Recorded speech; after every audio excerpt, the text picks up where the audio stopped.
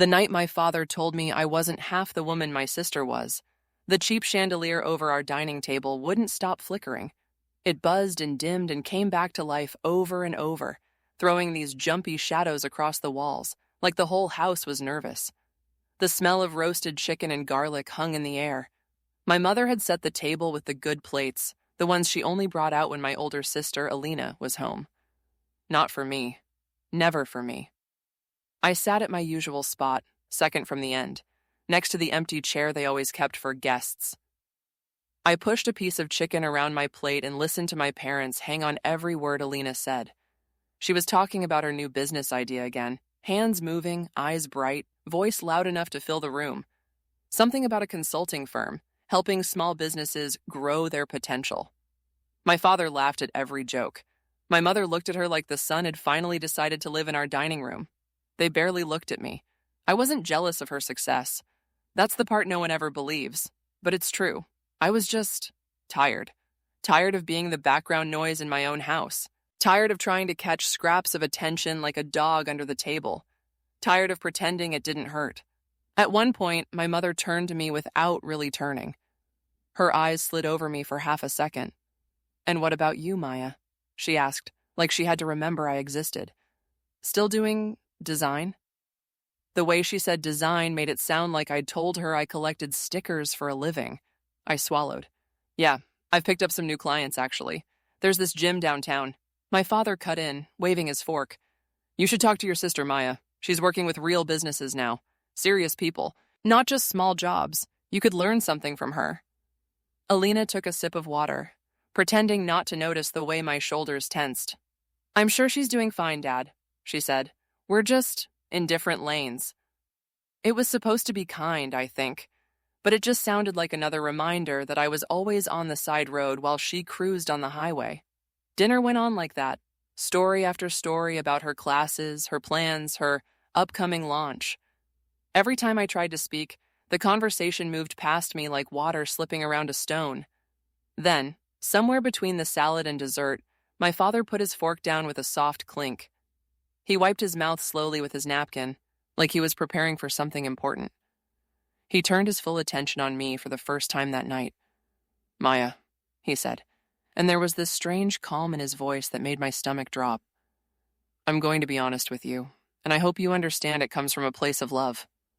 Nothing good ever follows those words. "You're just not half the woman your sister is. Look at her. Look what she's doing. Why can't you be more like her?" Time froze. The clatter of dishes, the ticking clock on the wall, the hum of the refrigerator, all of it dropped away. All I could hear was that sentence repeating in my head like an echo. "You're just not half the woman your sister is." For a second, I thought I'd misheard him. I stared at him, waiting for him to laugh, to say he was kidding, to soften it somehow. But he didn't. His face was steady, serious, like he'd just finally spoken the truth he'd wanted to say for years. My mother didn't flinch. She nodded as if he'd made a fair point. "Maya, your father is just being honest," she said. "You need to hear it. Maybe it will push you to finally do something with your life." My life. She said it like it was this lazy, shapeless thing I'd refused to mold properly. She had no idea what I had been doing, what I'd already built, what I'd sacrificed. None of them did because they'd never cared enough to ask. My throat tightened. My cheeks burned. I could feel my heartbeat in my face, in my fingers, in the tips of my ears. My eyes stung, but I refused to let the tears fall where they could see them. I looked at Alina. If there was ever a moment for her to step in, that was it. She could have said, "Dad, that's too much." She could have said, "Maya works hard too." She could have said anything. Instead, she stared at her plate, her fork frozen in midair. Her jaw clenched. She didn't look at me. She didn't look at him. She just waited for the moment to pass. That was when something inside me snapped. Not loud, not dramatic. More like the quiet, clean break of glass under a towel. A small sound no one else hears, but you feel it all the way through your bones. I took a slow breath. I pushed my chair back. The legs scraped hard against the floor, the ugly noise cutting through the tension like a knife. 3 heads turned toward me. "Where do you think you're going?" my father asked. I stood there, fingers resting on the back of my chair, eyes moving from one face to the next. My mother, lips tight. My father, annoyed more than concerned. My sister, guilty but silent. That's a good question, I said.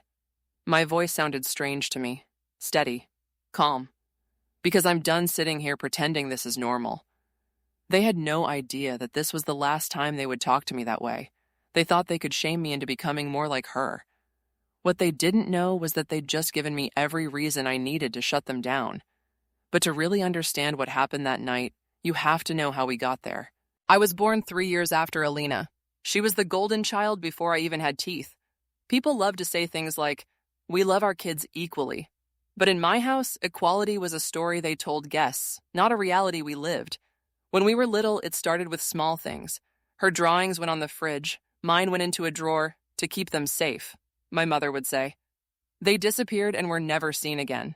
When relatives visited, my parents would call Alina out like she was the main attraction in a show. "Alina, play that song you learned. Alina, tell them about your science project. Alina, show them your medals." Me? I was the one asked to bring more snacks, to clear the plates, to help your mother in the kitchen. I still remember being 8 years old, standing on a small stage in my school auditorium in a paper crown, waiting for my parents to show up. It was my first school play. I'd practiced my 2 lines every night in front of the mirror, whispering them under my breath in bed.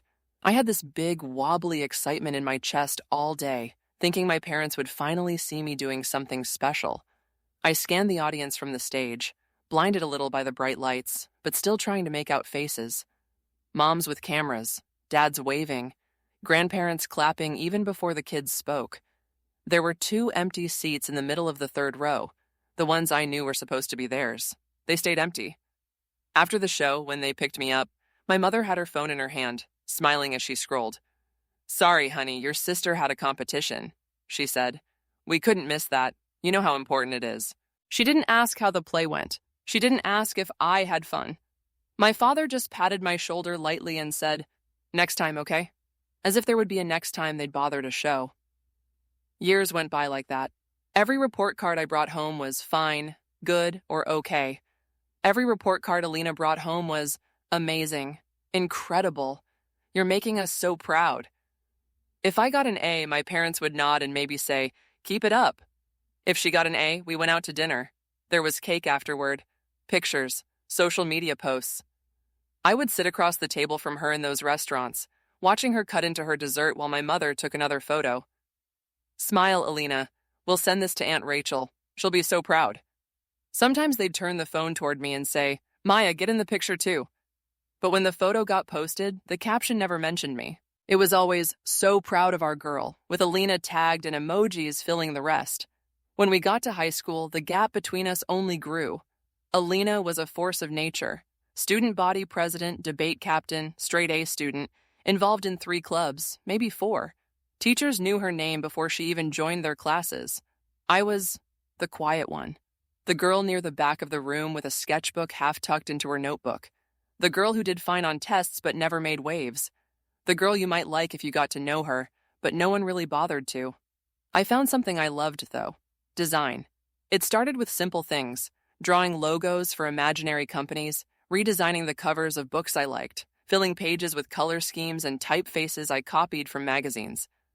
Later, when we got a computer at home, I found free tools online and taught myself how to make simple flyers, fake websites, brand names that didn't exist. I would stay up late, hunched over the glow of the screen, trying to get the shapes just right. There was this strange comfort in it. The lines made sense. The colors obeyed. I could build whole worlds with a mouse and a keyboard. One night, when I was around 16, I finally worked up the courage to show my parents. They were in the living room, watching some show with the news running in a small box at the corner of the screen. My father sat with his laptop open. My mother scrolled on her phone. "Can I show you something I've been working on?" I asked, trying to keep my voice steady. My mother barely glanced up. "Maya, we're watching something." "It'll just take a minute," I said, stepping closer with the laptop open, my heart pounding. She sighed, a long, tired sound. "Fine. What is it?" I sat on the coffee table and turned the screen so they could see. "I've been learning design, like logos, websites, stuff like that. I made these for practice." I clicked through some of my work. Mock-ups for a fake cafe, a clothing brand, a local tutoring company that didn't actually exist. Clean lines, bold fonts, polished layouts I had figured out by trial and error. My mother leaned in for maybe 3 seconds. "That's nice, Maya," she said. "Very creative." My father didn't look away from his emails. "It's not really a real career, though, right?" My mother added casually. "I mean, it's more like a hobby, not like business or medicine. Your sister is getting into something serious. You're smart. Maybe you should think about following her path. There's stability in that. Follow her path. That was the unspoken rule of our house." Alina walked ahead. I was supposed to step in her footprints and be grateful I didn't have to clear my own path through the snow. When Alina decided to go into business, my parents opened a college fund for her. They called it an investment in the future. They sat with her at the dining table, going over course catalogs and university websites, whispering about our girl into late hours. When I asked once, very carefully, "Is there a fund for me too?" my father frowned like the question surprised him. "We'll figure something out when the time comes," he said. "Right now, we need to focus on getting your sister through school. Once she's established, everything will be easier for everyone." Easier for everyone. I knew what that meant. Alina went off to a fancy university in another state, and my parents bragged about it to anyone who would listen. Neighbors, cashiers, distant relatives, they all knew about her major, her scholarship, her internships. I stayed home. We didn't have money for me to just pack up and go. They said maybe next year, maybe after they got on top of things. Until then, I should be practical. So I got a job at a small print shop downtown, the kind of place that did everything from wedding invitations to cheap flyers taped to telephone poles. The air always smelled like ink and paper. The machines were loud, but I loved it.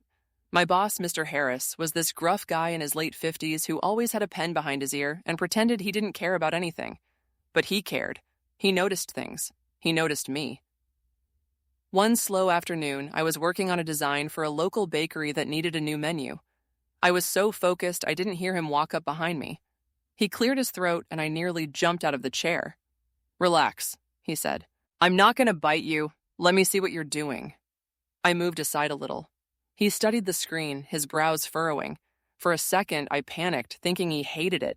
Then he grunted, a small sound of approval. "You did this?" "Yeah," I said, twisting my fingers together. "I mean, I'm still figuring things out, but you're better than the last 2 professional designers I hired," he said. "They charged 3 times as much for half the quality." I laughed nervously. "I'm just messing around, really." He leaned on the table, looking at me over the rim of his glasses. "You ever think about doing this for yourself? Not just for the shop?" I blinked. "You mean as a business?" "Yeah," he said. "A real one. People need this stuff. They'll pay for it if it helps them. You've got an eye. You're patient. That's rare." The idea lodged itself in my brain and wouldn't leave. That night, I went home to the small room I rented in the back of a house a few blocks away. The walls were thin, the bed was squeaky, and I could hear the couple in the next room arguing almost every night. But it was my space. Nobody could walk in without knocking. Nobody compared me to anyone else in that room. I opened my old laptop and started making a plan. Over the next few months, I picked up more and more side work. A restaurant needed a new menu.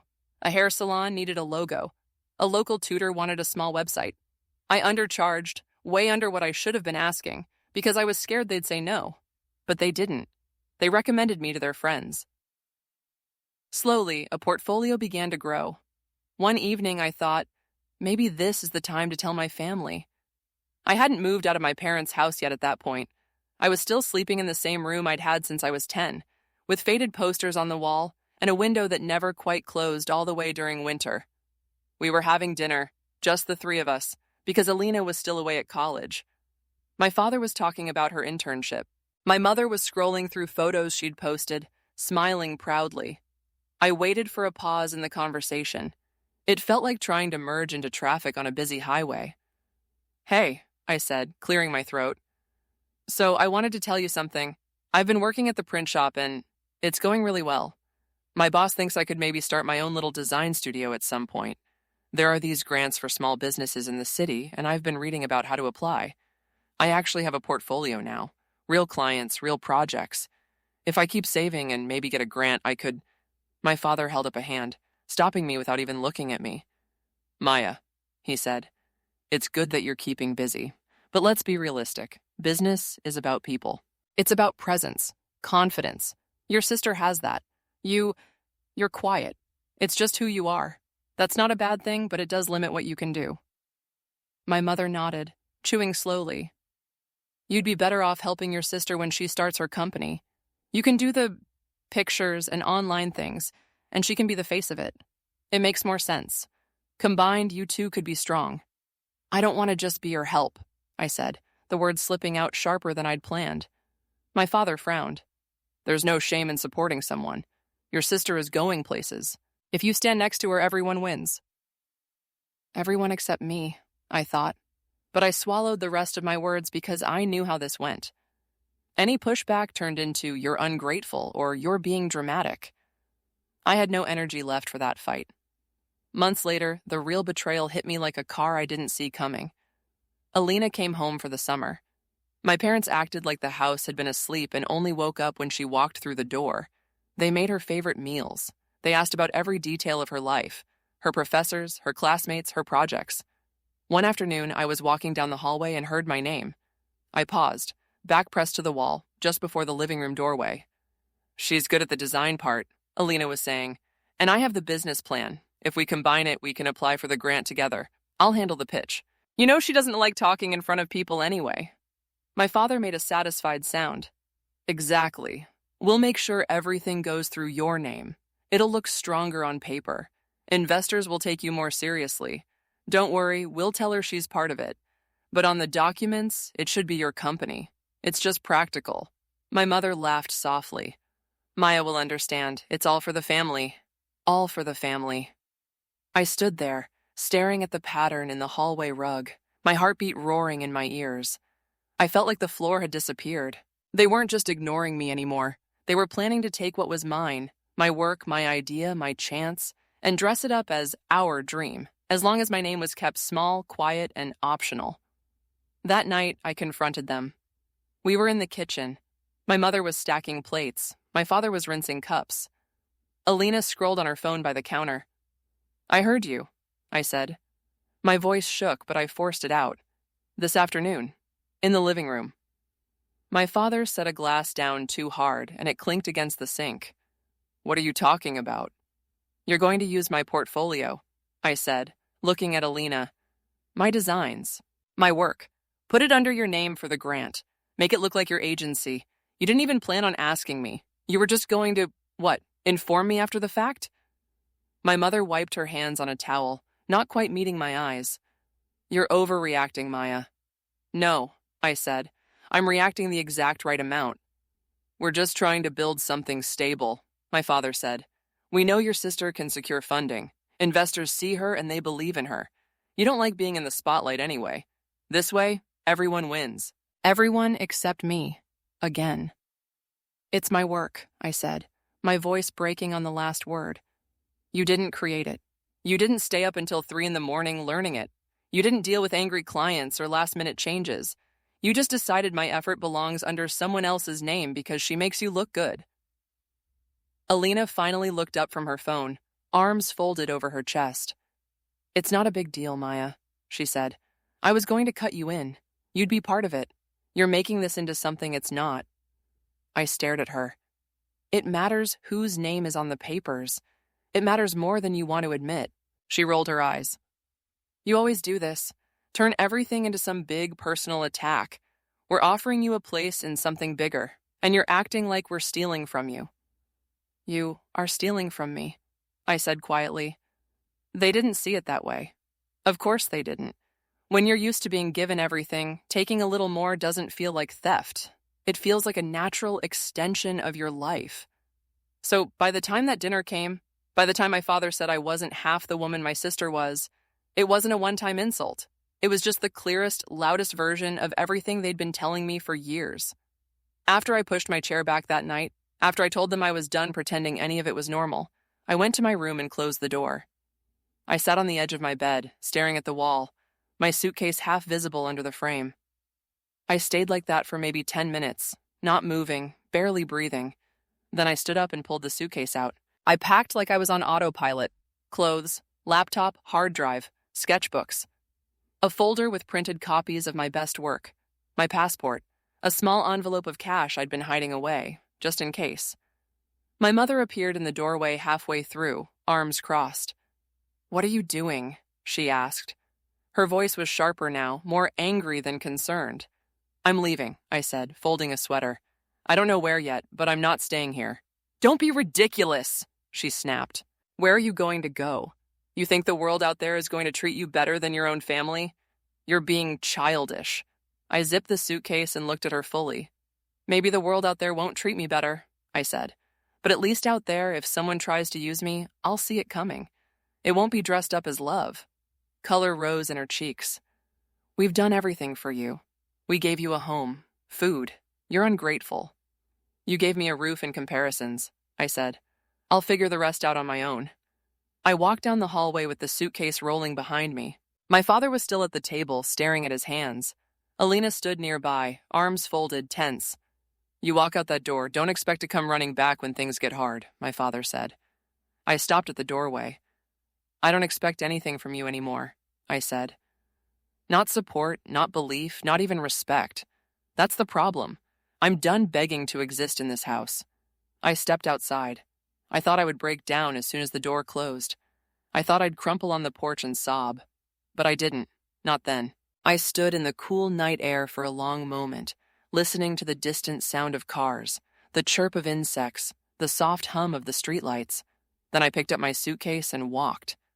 Leaving didn't magically fix my life. For a while, it felt like I had traded one kind of pain for another. Instead of stinging words and cold glances, I had overdue bills and long hours. Instead of empty seats in school auditoriums, I had lonely dinners in cheap rooms. I moved into the small place above the laundromat that I'd found through a coworker. The walls shook whenever the machines downstairs were on full spin. The place smelled like detergent and old pipes. The bathroom sink leaked. The mattress was thin. But it was mine. I threw myself into work because it was the only thing that made sense anymore. At the print shop, I took on every design job Mr. Harris would let me touch.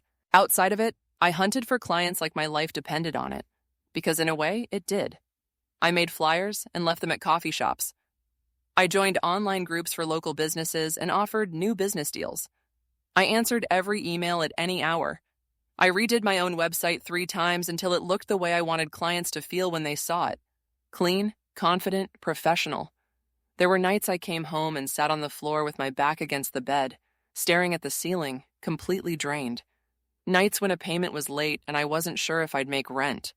Nights when I saw photos of my parents online, smiling at some event with Alina, holding up champagne glasses like nothing in our lives had ever cracked. Sometimes I cried. I'm not going to pretend I didn't. Sometimes I curled up and let it all hit me. The hurt of that dinner, the betrayal of the grant conversation, the years of being less than in my own home. It came in waves, but every time I thought about giving up, I remembered a different version of my life. One where I'd stayed. One where I'd swallowed those words and let them sit inside me like poison. In that life, I was probably standing in the background of Alina's success, quietly fixing her slides, designing her logos, building her brand while everyone clapped for her alone. I couldn't go back to that. I wouldn't. So I got back up. I opened my laptop again. A year passed, then another. The work grew. A small gym hired me to do a full rebrand. New logo, new website, signage, Harbor Fit Gym. I poured everything into that project, from the color palette to the tagline. When they launched, their membership numbers jumped. They told their business association about me. One of those contacts led to a bigger client, a small investment group that funded local startups. That project changed everything. It paid well, it looked good in my portfolio, and most importantly, it introduced me to people who saw me as a professional, not as someone's quieter sibling. I registered my business as an official studio. The day I got the paperwork in the mail with my company's name on it, I sat at my tiny kitchen table and just stared at the letters. My name. No one else's. I should have felt complete, whole. Like all the old hurts would just fall away now that I had proof I was worth something. But family wounds don't work like that. My parents and I barely spoke. When they did call, conversations were shallow and short. They asked how I was in that vague way people ask, just because it's polite. "We heard you're still doing your little designs," my mother would say sometimes. That's nice. We're so busy with Alina's plans right now. She's getting ready to launch officially. There's an event and everything. You should come support her. Support her. They never once asked to see my website. They never asked what my business was called. They didn't ask about my clients. To them, my work was still a little thing I played with while their real star got ready to shine. Then one afternoon, I was scrolling through social media during a rare break when her face appeared on my screen. Alina, standing in a well-lit office, arms folded, smiling confidently at the camera. The caption read, "Excited to announce my new consulting firm, focused on helping local businesses build strong brands and grow their presence. Launch event coming soon. So proud to be turning my vision into reality." I scrolled through the photos they attached. Shots of her at a desk, her pointing at a whiteboard, mock-ups of branded materials on a wall behind her. I almost kept scrolling. Then my eyes caught on a layout in the background, a color combination, a certain way the text was arranged. It looked exactly like one of my early projects for a local cafe. Not similar, not same vibe, almost identical. My heart sank. I went to her page. I scrolled further, more sneak peeks, more visuals. Some of them looked like lighter versions of my work. Others were pieces I recognized almost line for line. She hadn't even changed much, just swapped out names and details. For a few minutes, I just sat there in my chair, frozen. I knew I shouldn't be surprised. She'd always taken up space without thinking about who she was stepping on. But this was different. This wasn't just emotional. This was professional. This was my livelihood. And once again, my parents were on the sidelines cheering her on. "Our brilliant girl is launching her own firm," my mother had posted. "So proud of the woman you've become." My name was nowhere in the picture, even though my work was literally in the picture. There's a special kind of anger that comes when someone who dismissed your dreams starts using your success as their decoration. That's when the idea began. Not fully formed, not polished, just a small, sharp thought. You could do something about this. I didn't want to destroy them. That's the thing I kept coming back to.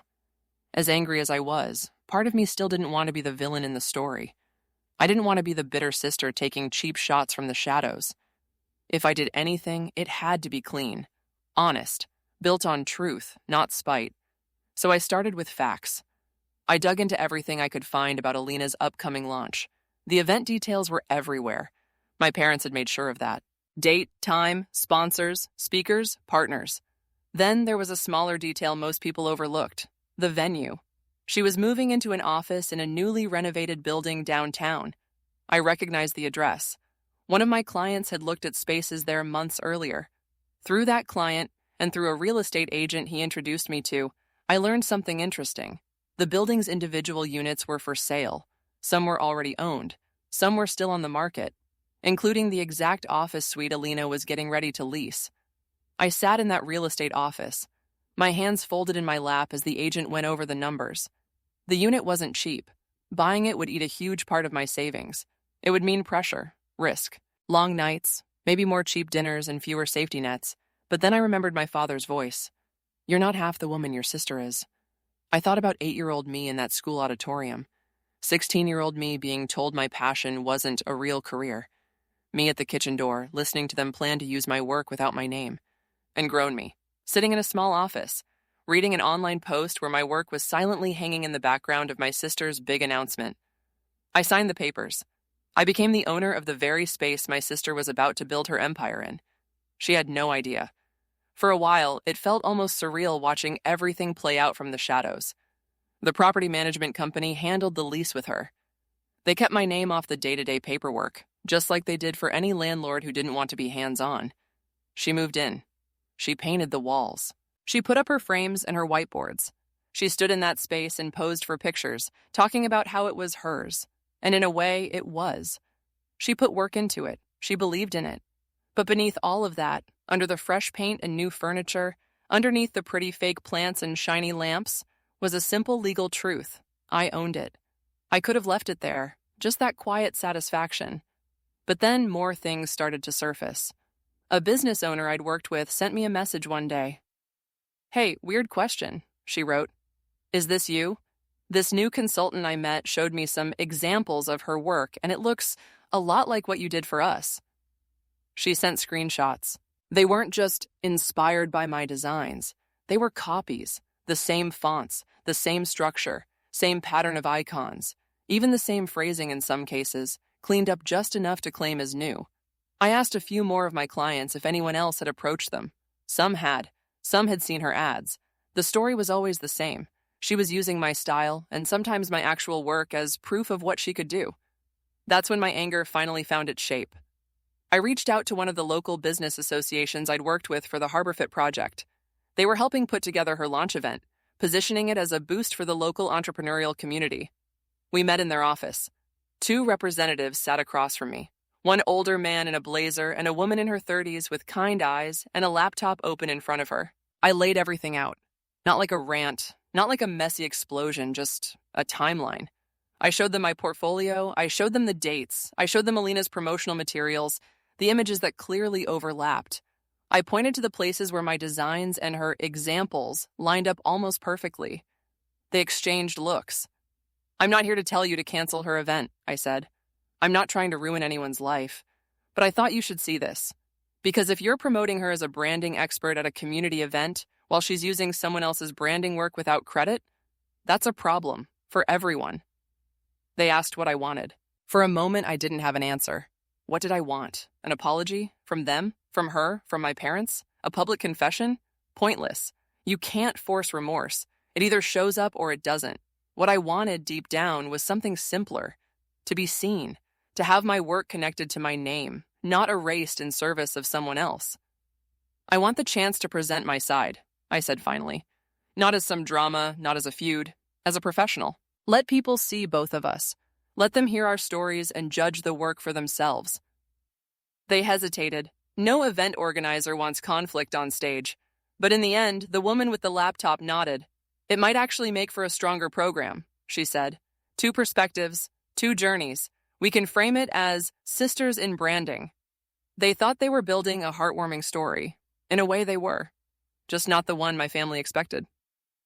The following weeks were a blur. I put together my presentation carefully. Not a drag-out fight, not a call-out session, just my truth. I selected projects that showed my growth over the years. I collected testimonials from clients. I prepared a final slide that would show, without shouting, exactly how my work had been mirrored in my sister's materials. I also did something else, quietly. Through my lawyer, I updated the building's lease terms. Nothing sneaky, nothing illegal. Standard clauses about reputational damage and contract review, made a little clearer, a little firmer. If her firm became the kind of name landlords didn't want associated with their property, I'd have options. I didn't know if I'd ever use them. I hoped I wouldn't have to. The night of the launch event arrived. The venue was one of those trendy co-working spaces with exposed brick, long wooden tables, hanging lights, and people who looked like they all knew the right way to say networking without sounding desperate. I walked in alone, my heart pounding so hard I could feel it in my throat.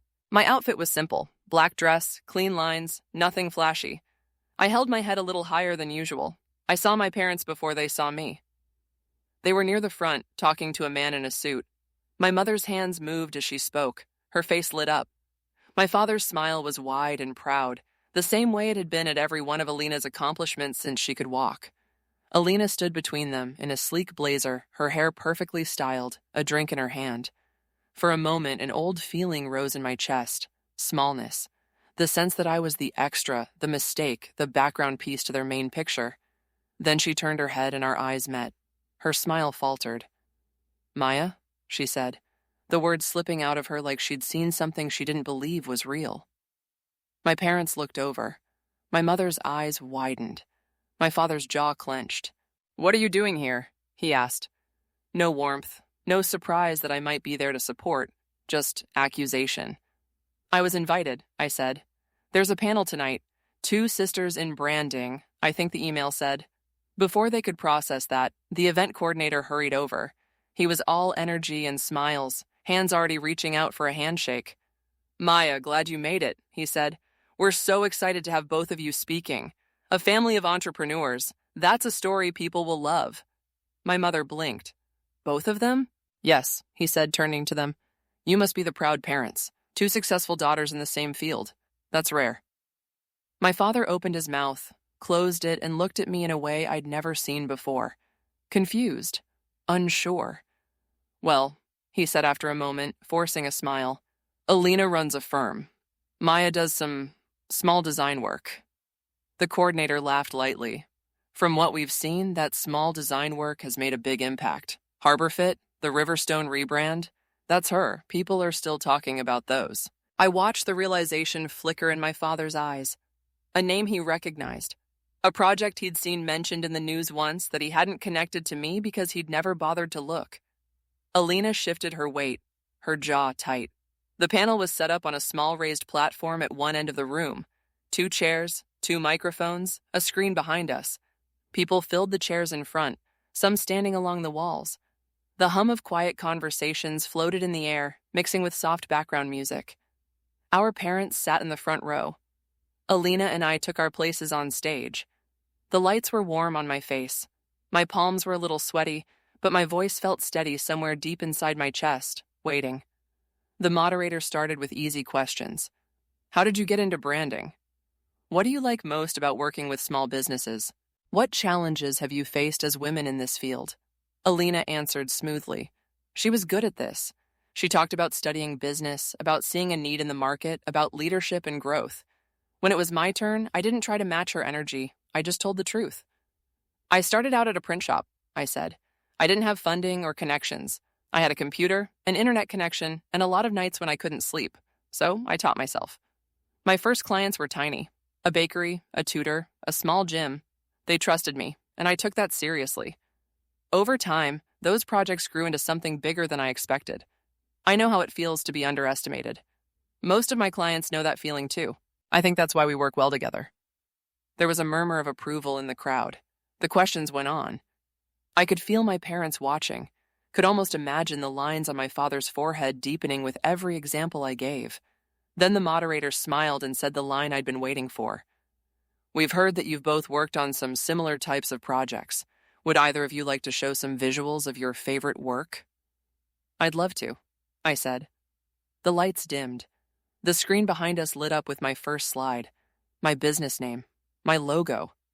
One I had designed for myself in a small, dim room one night when I decided I was done waiting for people to give me permission to take up space. Then I walked them through my work. HarborFit, the bakery, the gym, the investment group, before and after slides, quotes from clients, dates in the corners of each image, small but clear. I spoke calmly, explaining my process, how I approached each client as a story, not just a product. No bragging, just facts. Then I got to the final slide. On the left side were screenshots of my original designs. On the right side were screenshots taken from Alina's social media and promotional materials. The similarities were undeniable. Same layout, same color palettes, same tagline structure, same style of icons. A hush fell over the room. I'm not here to accuse anyone of anything, I said, but in this industry, credit matters. When work travels without the name of the person who built it, something important is lost, especially when that person is already used to being overlooked. My words hung in the air. The moderator shifted in his seat. Alina, he said carefully, would you like to respond? She cleared her throat. Design trends are shared, she said. We're sisters. We influence each other. It's natural that some of our styles might overlap. I never meant to. Her voice wobbled. People could see the dates on the slides. They could do the math. They knew who had posted what, when. I didn't push it further. I didn't need to. The truth was already displayed in 30-foot digital clarity behind us. After the panel ended, people approached me. Some wanted to shake my hand. Some wanted my card. A few just wanted to say they related to what I'd said about being underestimated. A couple of them had originally come for Alina. My parents hung back, watching, a strange tightness in their faces. I avoided them at first, talking with business owners, answering questions. I let them sit with what they'd seen. Eventually, the crowd thinned, and there they were, standing together near the back of the room. My father spoke first. If you came here to humiliate us, I didn't, I said, meeting his eyes. If I wanted to humiliate you, I would have done a lot more than put some slides on a screen. My mother's lips trembled slightly. You could have talked to us about this privately. Like you talked to me privately about using my work for Alina's grant? I asked. Or privately told me I wasn't half the woman she is? She looked away. My father sighed, shoulders drooping. Is this what you wanted then? To prove you're better than your sister? I actually laughed. No, that's not what this was. I didn't do this to prove I'm better. I did it to prove I am not less, that I never was. For a moment, none of them spoke. The music from the next room drifted in. People clinked glasses. Laughter rose and fell. I took a slow breath. Oh, one more thing, I said. You might want to remind Alina to read her lease carefully. Her landlord takes reputational issues seriously. If there's talk about copying other people's work, they might not want that tied to their property. Alina frowned. What are you talking about? What landlord? I reached into my bag and pulled out a copy of the lease agreement. I handed it to her, open to the first page. Her eyes moved to the top, to the space that said owner, to the name written there, my name. She blinked, read it again. No, she whispered. This has to be a mistake. It's not, I said. I bought the unit before you signed your lease. I've owned your office for months. My father's face went red. You set this up. You planned this from the beginning. Yes, I said, just like you planned to put my work under her name. The difference is I did it honestly, on paper, legally. No one had to be tricked into thinking it was theirs. My mother pressed her hand to her chest. How could you do something like this to your own sister? I looked at Alina. How could she build a company on top of my work and then act like I was just some inconvenient shadow? I asked softly. How could you do that to your own sister? No one answered. I'm not here to ruin you, I told Alina. If I wanted that, your lease would already be under review. I haven't done that. I may never do that. I just wanted you all to understand something. I glanced from one of their faces to the next. I am not your backup option. I am not your behind-the-scenes resource. I am not your safety net. I'm my own person, and this, I gestured around us. This is what happens when you push someone out of your circle and tell them they're not enough. Sometimes they build their own circle. Sometimes it's bigger than you expected. They stood there, speechless. For the first time in my life, they had nothing to say. I don't need an apology from you tonight, I said. I don't even expect one. I just need you to remember this feeling the next time you're tempted to say, I'm less than her, or that my work doesn't count, or that what I do isn't real. I let that sit for a moment, then I walked away. This time, when I left a room they were in, I didn't feel small. I didn't feel like I was running. I felt like I was stepping into a place that finally fit. The weeks that followed were strange. The story of the event didn't explode into some massive scandal, but it spread quietly through the local business community. People talk, they always do. I started getting more inquiries, some from people who had been at the event, some from people who had heard about the designer whose work got passed off as her sister's. They were careful with how they said it, but I could tell they knew. Alina's firm didn't collapse. This isn't a fairy tale where the villain loses everything overnight, but she did take a hit. A couple of potential clients backed away. A sponsor decided to wait and see. She had to release a statement about clarifying creative contributions and ensuring proper credit moving forward. She kept her office. I didn't evict her. I didn't raise her rent. I didn't twist the knife. That wasn't what I wanted. What changed more than anything else was the way people looked at me. Some of my old clients reached out just to say they were proud of me. Mr. Harris from the print shop showed up at my new office one day with a box of pastries. He dropped them on my desk and grunted, "Figured you'd forget to eat," like emotions made him physically uncomfortable. "Thank you," I said. He cleared his throat. "You did good, kid," he said, already halfway out the door. "Did it your way. Don't lose that." As for my parents, things got complicated. They tried calling a few times after the event. I let it go to voicemail. I listened later, alone in my office when everyone else had left. My mother's voice was tight, brittle around the edges. "Maya, call us back. We need to talk about what happened. It didn't need to go that far. We're family. We should keep things between us." My father's messages came at odd hours. His tone shifted from angry to tired to something almost like regret. One night, his voice sounded different, smaller. "You proved your point," he said. There was a long pause. "You're more than we thought, more than I thought. I was wrong to say what I said at dinner. You're not half of anything." The words hung in the air long after the message ended. I didn't call them back right away. I didn't rush to comfort them or ease their guilt. For once in my life, I let their discomfort sit untouched. Months passed. We finally met in person at a cafe halfway between my office and their house. Neutral territory. Public. I wanted space where the weight of our history couldn't follow us into closed rooms and slammed doors. They arrived together. My mother looked older than I remembered. My father's shoulders seemed less straight. We ordered coffee. No one knew how to start. "I'm sorry," my mother said finally, staring into her cup. "For the things we said, for the way we made you feel. We didn't realize how deep it went." "Yes, you did," I thought, but I didn't say it out loud. My father cleared his throat. "I thought I was pushing you," he said, "making you stronger. Comparing you to your sister, I thought it would motivate you. Instead, I hurt you. I see that now." I took a breath and looked at them, really looked. "I appreciate you saying that," I said, "but I need you to understand something. I didn't build my life to prove you wrong.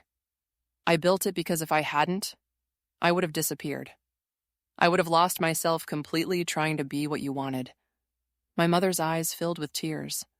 "We love you," she whispered. "I don't doubt that you thought you did," I said gently. "But love without respect feels a lot like control. Love without curiosity feels like a lecture. I spent most of my life being told who I was instead of being asked."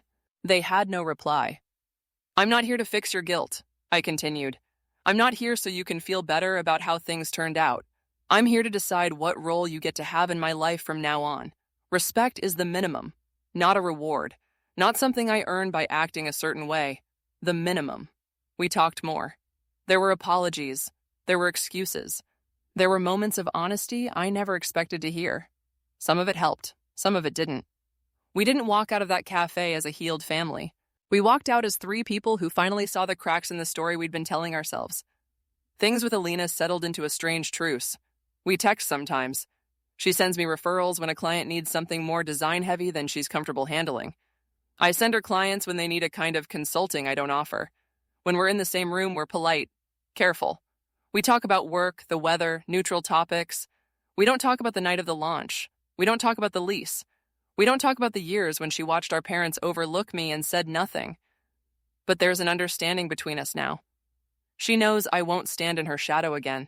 I know I don't need her to validate my talent. Sometimes I imagine what would have happened if my parents had treated us equally, if they'd encouraged my art the way they encouraged her speeches, if they had gone to my school play, if they had asked real questions about my dreams. Maybe I would have still ended up here. Maybe not. There's no way to know. What I do know is this. The night my father told me I wasn't half the woman my sister was, he thought he was putting me in my place. He didn't realize he was pushing me out of it and into my own. Revenge, for me, wasn't about screaming or destroying them. It was about building something so solid that the next time they tried to measure me against her, the numbers didn't even make sense anymore. It was about stepping out of the role they'd written for me and writing my own instead. If you've ever been told you're less than someone else, less beautiful, less smart, less successful, less worthy, let me say this. No one gets to measure your worth in halves or quarters or any other fraction. Not your parents. Not your siblings, not your partner, not your boss. They tried to break me with comparisons. I shut them down by becoming someone they could never ignore again. Not because I shouted louder, but because I finally believed, fully, quietly, that I was whole all along.